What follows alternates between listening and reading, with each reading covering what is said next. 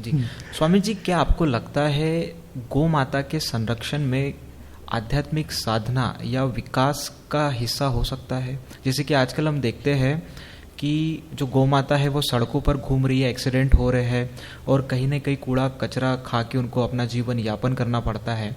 तो इस विषय में क्या कहना चाहेंगे आप? देखिए, मैं ओशो की दृष्टि पेश करना चाहूँगा। ओशो ने कहा है कि डार्विन का विकासवाद कहता है कि मनुष्य की उत्पत्ति बंदरों से हुई, और उसने बहुत प्रकार की पुरानी पुरानी अस्थियां खोज खोज के जमीन से निकाल के इस बात को साबित किया है।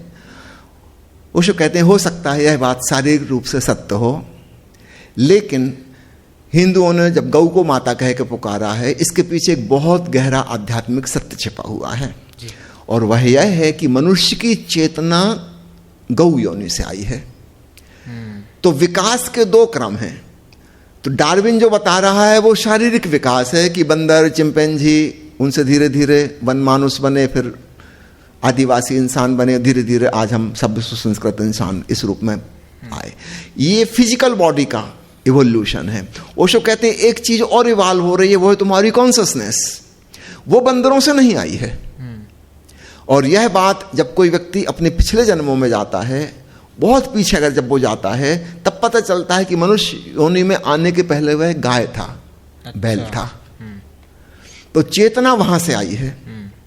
तो ओशो डार्विन के विकासवाद को गलत नहीं कह रहे हैं, वह सही है फिजिकल बॉडी के संबंध में।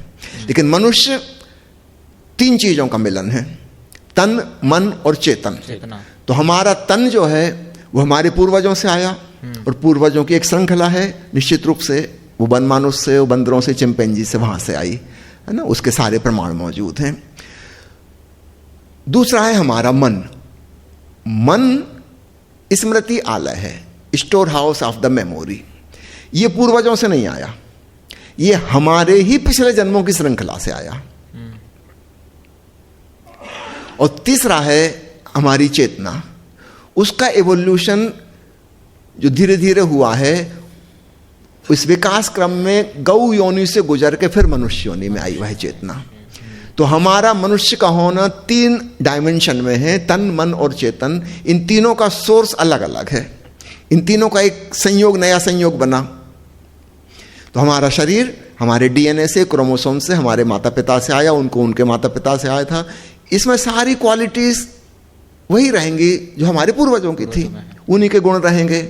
आपके पिताजी की जितनी ऊंचाई थी, आपके दादाजी और नाना जी सबकी उम्र मिलाकर औसत निकालें तो आपकी उम्र भी उतनी निकलेगी। वही बीमारियां होंगी जो आपके खानदान में चली आ रही हैं। लगभग शरीर वैसा ही होगा जैसा कि चला आ रहा है। लेकिन आपका मन माता पिता से नहीं आया। अच्छा। आपका मन आपके ही पिछले जन्म से आया। हो सकता है एक माता पिता के 4 संतान हैं, इनकी शक्ल सूरत मिलती जुलती है, भाई बहन है। एक इसमें से संगीतकार है, छोटी उम्र से ही उसको संगीत में बड़ी रुचि है, उसका बिल्कुल सुर ताल एकदम पक्का है, और बड़े बचपन से उसने दिखा दिया कि वो म्यूजिक में जाएगा, है ना, उसकी पकड़ है उसके पास। दूसरा बच्चा, उसको सुर ताल की कोई पकड़ नहीं है ना, उसमें कोई दूसरा गुण है, हो सकता है वो व्यापार बहुत अच्छा कर सकता हो। तीसरा हो सकता है कुछ टेक्निकल माइंड हो, व्यापार बुद्धि उसकी नहीं है, वो ज़्यादा धन नहीं कमा पाएगा, वो टेक्निकल साइंस पढ़ के कहीं नौकरी ही करेगा।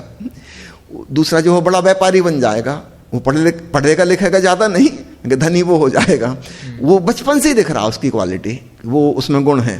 और चौथा हो सकता है बिल्कुल ही किसी काम का ना हो, ना उसको संगीत में रुचि है, ना व्यापार में रुचि है, ना कोई टेक्निकल ज्ञान में रुचि है, बहुत ही साधारण मंद बुद्धि है।